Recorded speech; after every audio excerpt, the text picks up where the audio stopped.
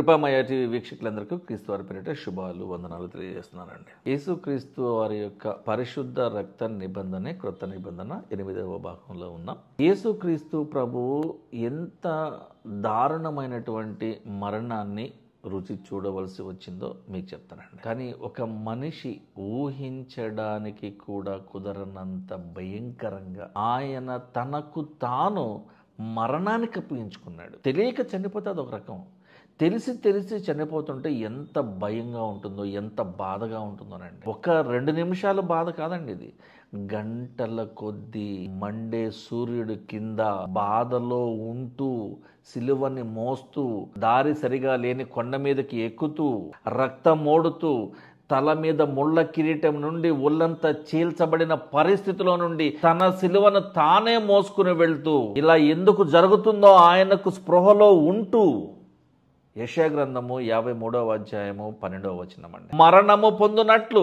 అతడు, ఇదొక ప్రవచనం అండి. యేసుక్రీస్తు ప్రభు యొక్క జననము గురించినటువంటి ప్రవచనాలు ఉన్నాయి, యేసుక్రీస్తు యొక్క రక్తమును గురించినటువంటి ప్రవచనాలు ఉన్నాయి, ఆయన క్షమాపణ గురించినటువంటి ప్రవచనాలు ఉన్నాయి. ఇది ఆయన మరణమును గురించిన ప్రవచనము యెషయా గారి ద్వారా. మరణము పొందునట్లు యేసుక్రీస్తు తన ప్రాణమును ధారపోసెను. ఇంకా పుట్టలేదు ఈయన, కానీ ఫ్యూచర్ లో జరగబోయే దాన్ని పాస్ట్ లో జరిగిపోయినట్టుగా ఇక్కడ రాస్తున్నాడు చూడండి. అతిక్రమము చేయు వారిలో ఒకడిగా ఎంచబడిన వాడైనాడు, అనేకుల పాపమును భరించుచు. ఇది అండర్లైన్ చేసుకోవాలి మీరు. ఒక్కరిద్దరు కాదు నాన్న, అనేకుల పాపము, ఎంతో మంది యొక్క పాపమును భరించుచు.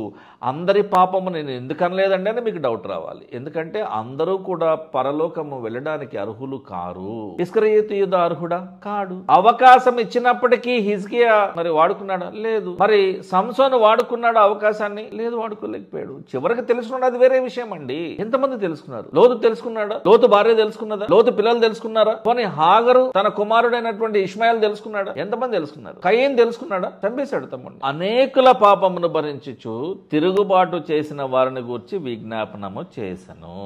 సిలువ మరణము అంటే శరీరము నుండి భారీ ఎత్తున భయంకరంగా ఎక్కువ అమౌంట్ ఆఫ్ బ్లడ్, రక్తము స్రవించడం అనేటువంటిది మనం చూస్తాం. మామూలుగా కొట్టారు అంటే, విపరీతంగా కొరడాలతో కొట్టారు అంటే రక్తము ఇలా కారుతూ ఉంటుంది. మీరు యేసుక్రీస్తు ప్రభువును బాగా కొట్టారు కాబట్టి రక్తమంతా కారిపోయింది అని మనము అలా ఊహించుకోవడం కరెక్ట్ కదండి. ఆయన మానసికంగా లోపల ఎంతో బాధను అనుభవిస్తా ఉన్నాడు. ముందు శిలువ మరణము అంటే అవమానము అంటే ఆయన లోపల ఎంత బాధపడుతున్నాడు.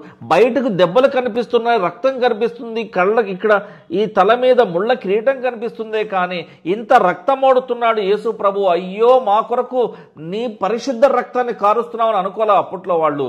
మా కొరకు నువ్వు రక్తం చిందిస్తున్నావా, నువ్వు చేయని పాపానికి నువ్వు బలైపోతున్నావా అని అనుకున్నారే కానీ, రక్తం మోడుతున్న యేసుక్రీస్తును చూస్తున్నారే కానీ మన మనుషుల జ్ఞానమునకు, మానవ జ్ఞానమునకు అందనంత ఎక్కువ నొప్పితో ఉండేది శిలువ మరణం అండి. అంత బాధలో కూడా చెప్పులు లేకుండా రాళ్ల రోడ్డు మీద నడుస్తూ అంత బరువున్న శిలువ, 72 కిలోల బరువు ఉన్నటువంటి ఆ చెక్క శిలువను మోసుకుని ఎంత భయంకరమైనటువంటి విషయం అంటే అది. మానసికంగా ఆయన కుంగిపోయాడు, సామాజికంగా అవమానాలు పాలైపోయాడు, కుటుంబ సభ్యులందరి మధ్యలో ఆయన తల దించుకోవాల్సిన పరిస్థితి వచ్చింది. నా వారే నన్ను నమ్మట్లేదే అనేటువంటి బాధ ఆయనకున్నది. తన సొంత కుటుంబం వారు నమ్మల. ఆయన చనిపోయాక నమ్మారు. అది యాకోబు ఉన్నాడు, తర్వాత యూదా ఉన్నాడు, అది వేరే విషయం. ఏ తప్పు చేయకపోయినా ఆయన అక్రమకారులలో ఒకటిగా ఎంచబడిన వాడే. కాబట్టి మానవ జ్ఞానం నాకు అందేటువంటిది యేసుక్రీస్తు మరణము కాదు. అంతకు మించి అని అంటారే,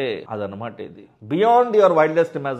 రక్తం పోతూ ఉన్నప్పుడు ఏం జరుగుతుంది అని అంటే, రక్తం ఇలా పోతూ ఉన్నప్పుడు ఒక వ్యక్తి యాక్సిడెంట్ అయ్యి అలా రోడ్డు మీద ఉన్నాడండి, కొట్టుకుంటా ఉంటాడు, ఇలా కొట్టుకుంటూ ఉంటాడు కొంచెం. ఎందుకు అంటే రక్తం పోతూ ఉన్నప్పుడు మనకు షార్ట్నెస్ ఆఫ్ బ్రెత్ వస్తుంది. ఒక డాక్టర్ గారిని అడగండి మీకు చెప్తాడు, కనీసం ఒక పారామెడిక్ కోర్స్ చేసినటువంటి ఒక వ్యక్తిని అడగండి మీకు చెప్తాడు, పాథాలజీ డిపార్ట్మెంట్ లో ఉన్నాను అడగండి మీకు చెప్తారు, నర్స్ని అడగండి కనీసం మీకు చెప్తారు, either male nurse or female nurse. Medical department లో ఉన్న ఎవరైనా అడగండి, ఫార్మాస్యూటికల్ వాళ్ళకి కూడా ఈ జ్ఞానం ఉంటుంది మినిమం. బైపీసీ చదివిన వాళ్ళకి కూడా ఈ జ్ఞానం ఉంటుంది. రక్తం కారి ఇలా బయటకు వెళ్తూ ఉన్నప్పుడు మీకు ఊపిరి ఆడదు, అంటే ఊపిరితిత్తుల్లోకి కావలసినంత గాలి మీకు రాదు. అందుకని మీకు కోడిని మెడ కోసినప్పుడు కొట్టుకుంటా ఉండదు చూడండి. ఒక మేకని, ఒక గొర్రెని మెడ కోసి ఇక్కడ గొంత కింద కోసి వదిలిపెట్టేస్తారు. ఆ రక్తం పోతూ ఉన్నప్పుడు కొట్టుకుంటా ఉంటుంది. ఎక్కువ రక్తం ఉన్నప్పుడు ఎక్కువ కొట్టుకుంటుంది.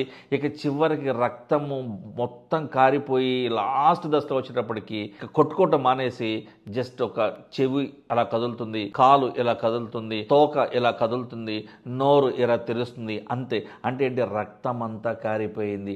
అంటే ఫైనల్ స్టేజ్కి వచ్చిందనమాట. అంటే యేసుక్రీస్తు ప్రభు తన చివరి రక్తపు బొట్టును కూడా కార్చేసాడు. కాబట్టి బల్లెంతో ఒక సైనికుడు వచ్చి పొలిసినప్పుడు రక్తం రాలేదండి, నీళ్లు మాత్రమే మిగిలిపోయి ఉంటాయి.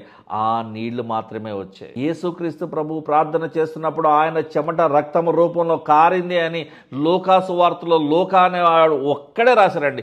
ఆ లూకా ఎవరో తెలుసా? సిరియా దేశస్థుడు, యూదుడు, కానీ ఒకే ఒక బైబిల్ గ్రంథకర్త ఆయనే. ఆయన డాక్టర్ బై ప్రొఫెషన్. అందుకని ఈ చెమటని రక్త బిందువులుగా చూశాడు ఆయన. ఎందుకంటే ఈ రక్తములో నుంచి వచ్చేటువంటిదే ఈ నీళ్లు. ఆ నీళ్లు రక్తంలో ఉంటాయి. ఈ కొవ్వంతా కరిగిపోయినప్పుడు, మీరు జిమ్లో వర్కౌట్ చేసినప్పుడు కొవ్వంతా కరిగినప్పుడు ఆ రక్తంలో ఉన్న అనవసరమైన కొవ్వంతా కూడా చెమట రూపంలోంచి వస్తుంది. సో ఇట్ మీన్స్ ఆ water is a part of the blood. రెండు కలిసే ఉంటాయి. ఈ రక్తమంతా పోయినప్పటికి చివరికి మిగిలేది నీళ్లే. అందుకనే సాక్ష్యాధారంగా ఆ మాట ఉంటుందండి మనకి. అంటే శిలువ మరణం ఎలా ఉంటుందంటే మెల్లమెల్లగా చనిపోతాడు. ఒక పక్కన సామాజికంగా అవమానము, మరొక పక్కన ఆయన మానసికంగా కుంగిపోతున్నాడు, మరొక పక్కన ఈ గాయాలు, ఇవన్నిటినీ పక్కన పెట్టి దేవునితో నేను సంబంధం కలిగి ఉన్నాను, ఆయన నన్ను పంపించినటువంటి ఒక పర్పస్ నాకున్నది, ఆ ఉద్దేశాన్ని నేను నెరవేర్చాను అనేటువంటి ఆ తృప్తికరమైన ఆలోచనలో ఉండిపోయానండి యేసు ప్రభు. ఆ తృప్తిలో ఉండిపోయాడు. చరిత్రకారుల అంచనా ప్రకారము యేసుక్రీస్తు ప్రభు ఎంతలా కొట్టబడ్డాడంటే ఆయనకు ఉన్నటువంటి మానవ ఆకారం అంతా పోయిందట. ఆ కొరడా దెప్పలు, ఆ ముళ్ళ కిరీటము, ఇవన్నీ ఎక్స్ట్రా పెయిన్. ఇవన్నీ కూడా ముళ్ళ కిరీటం అనేది ఒక ఎక్స్ట్రా పెయిన్ అండి. రక్తంలో తడిసి ముద్దైపోయాడండి యేసుక్రీస్తు ప్రభు. ఎక్కడ కూడా ఆయన మనిషి ఆకారంలో కనపడలేదు. ఆయన శిలువ మరణం అంటేనే అవమాన భారం, తట్టుకోలేనంత నొప్పి. ఆఖరి రక్తపు బొట్టును కూడా ఆయన కార్చేశారండి. తనను తాను ఖాళీ చేసేసుకున్నాడు. రక్తమంతా కార్చేసి ఖాళీ చేసుకున్నాడు. తనను తాను రిక్తునుగా చేసుకున్నాడు అనమాట. అందుకనే అంటాడు పౌలు గారు, నువ్వు విలువ పెట్టి కొనబడిన వాడివి, నువ్వు నీ సొత్తు కాదు. You are bought by some price. యోహాను సువార్తలకు ఒకసారి వెళ్దాం. 19వ అధ్యాయం 1-3 వచనాలు. పిలాతు యేసును కొరడాలతో కొట్టించాడు. సైనికులు ముండ్ల కిరీటమును అల్లి ఆయన తల మీద పెట్టినారు. ఊదా రంగు వస్త్రము ఆయనకు తొడిగించి యూదుల రాజా శుభం అని చెప్పి ఆయనకు అవమానము కల్పించారు. ఆయనను అరచేతులతో కొట్టారు. ఇక్కడ 3 డిఫరెంట్ పెయిన్స్ ఉన్నాయి, 1 ఇన్సల్ట్ ఉన్నది. యోహాను సువార్త 19వ అధ్యాయంలోనే 34వ వచనం చూడండి. సైనికులలో ఒకడు ఈటెతో ఆయన ప్రక్కన పొడిచాడు. వెంటనే రక్తమును నీళ్లను కారిపోయినాయి. అంటే ఆఖరి రక్తపు బొట్టు కూడా కారిపోయింది. ఇక్కడ యేసుక్రీస్తు ప్రభు మరణము అనేటువంటిది కేవలము శారీరకంగా రక్తము పోయి చనిపోవడం కాదండి. బలియాగముగా, ఒక సాక్రిఫైస్ గా, ఒక బలిగా, ఇక పైన కోడెల రక్తము రక్తముతోని, పశువుల రక్తముతోని, పక్షుల రక్తముతోని సంబంధం లేకుండా తన పరిశుద్ధ రక్తాన్ని కార్చి పాప క్షమాపణ నిమిత్తమై పాపులందరి కొరకు ఆయన చనిపోయాడు. పుట్టిన పాపులు, పుడుతున్న పాపులు, పుట్టబోతున్నటువంటి పాపులందరి కొరకు ఆయన యొక్క పరిశుద్ధ రక్తమే మందు. ఆయన పరిశుద్ధ రక్తంలో మనము మన పాపములను కడుగుకొని నీతిమంతులముగా మనము మారడానికి, పరిశుద్ధములుగా మారడానికి ఆయన పరిశుద్ధ రక్తమే పునాది. అదొక్కటే మనకి మార్గము, ఇక ఏమీ లేదు. యేసుక్రీస్తు ప్రభు యొక్క మరణము అంత భయంకరంగా ఉంది. మరి ఆ యేసుక్రీస్తు ప్రభువును నువ్వు సొంత రక్షకునిగా చేర్చుకోకపోతే ఎలా? ఆ క్రీస్తు బోధన నువ్వు పాటించకపోతే ఎలా? క్రైస్తవులమైన మనము పగ తీర్చుకొనుట తప్పు కదా, బైబిల్ చెప్తుంది కదా. మరి మీరెందుకు పగ తీర్చుకుంటున్నారు? ఎంతమంది క్రైస్తవులు ఈ రోజున జైళ్ళల్లో లేరు చెప్పండి? ఎంతమంది క్రైస్తవులు ఈ రోజున హత్యలు చేస్తున్నారు చెప్పండి? యేసుక్రీస్తునే మోసం చేస్తున్నటువంటి క్రైస్తవులు. తప్పండి. దేవుని మనసును మనం గాయపరచకూడదు. యేసుక్రీస్తుని మనము మరింతగా అవమానించడం చాలా తప్పు. క్రైస్తవులుగా ఉండి క్రీస్తు యొక్క స్వభావాలు, లక్షణాలు, ఆయన యొక్క గుణగణాలు మనలో లేకపోతే, ఆయన బోధ మనలో లేకపోతే, ఆయన విధి విధానం మనలో లేకపోతే, ఆయన మనకు ఒక మాదిరి చూపించాడు ఇలా బతకాలని, ఆ మాదిరి మనలో లేకపోతే మనం క్రైస్తవులం కాము, పరలోకానికి వెళ్ళాం. మారదాం. మీకు మేలు. చిన్న ప్రార్థన కొరకే తలలు వంచుదాం. పరలోకమందున్న మా తండ్రి, మా ప్రార్థన ఆలకించండి ప్రభా. నీ అద్వితీయ కుమారుడైన యేసుక్రీస్తు ప్రభువును మా కొరకు నువ్వు బలియాగంగా అర్పించి ఉన్నావు ప్రభా. 4000 సంవత్సరాల తరువాత కృత నిబంధనకు పునాది వేసినటువంటి యేసుక్రీస్తు యొక్క పరిశుద్ధ రక్తము మా పాప క్షమాపణలను నిమిత్తమైన మా కొరకు ఏర్పాటు చేసినటువంటి ఒక విధి విధానమైనది ప్రభా. మేమందరము కూడా యేసుక్రీస్తు వారి పరిశుద్ధ నామంలో, పరిశుద్ధ రక్తంలో మేము నమ్మకించి విశ్వాసం ఉంచి మా పాపములను ఆయన రక్తంలో కడుక్కునేటువంటి అవకాశాన్ని మాకు ఇచ్చి ఉన్నాం. వీలైనంత మందికి సువార్తను ప్రకటించే ప్రయత్నం పడుతున్నాం ప్రభా. మా ప్రయత్నం అంతట్లో మాకు తోడుగా ఉండండి. ఈ కార్యక్రమాలను సజావుగా నడిపిస్తున్న విషయాన్ని బట్టి ఉండాలి ప్రభా. ప్రతి ఒక్కరిని కూడా మీరు మీ సేవలో వాడుకుంటారని ఆశపడుతున్నాం ప్రభా. దైవజనులను మీరు రక్షించండి, సంఘ కాపులను రక్షించండి, సంఘములను మీరు కాచి కాపాడండి ప్రభా. నీ భక్తులను, నీ విశ్వాసులందరినీ కూడా నీ రెక్కల చాటున ఉంచి వారిని కాపాడండి నాయన. వారందరి అవసరతను మీరు జ్ఞాపకం చేసుకున్నాడు ప్రభా. ప్రపంచ దేశాలలో ఉంటున్నప్పుడు ప్రతి ఒక్క క్రైస్తవ సంఘమును, క్రైస్తవ బోధకులను మీరు జ్ఞాపకం చేసుకుని వారందరికీ కూడా మంచి ఆయుష్కాలమును మీ కాపుదలను ఇవ్వమని యేసుక్రీస్తు వారి పరిశుద్ధ నామంలో ప్రార్థిస్తున్నాం తండ్రి. ఆమేన్. Thank you.